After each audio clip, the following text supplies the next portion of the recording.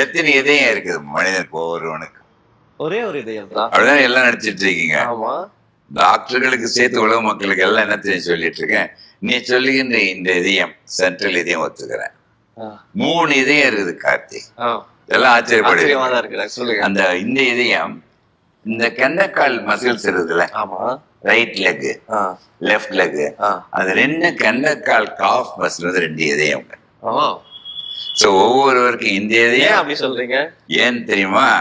அந்த மசில்ஸ் நீ கண்ட்ராக்ட் பண்ணி ஆக்டிவா வச்சுக்கிட்டாதான் கீழே இருக்க காலில் இருக்க ரத்தம் பம்ப் பண்ணி மேலே எடுத்து இந்த இதயத்துக்கு கொடுக்கும்.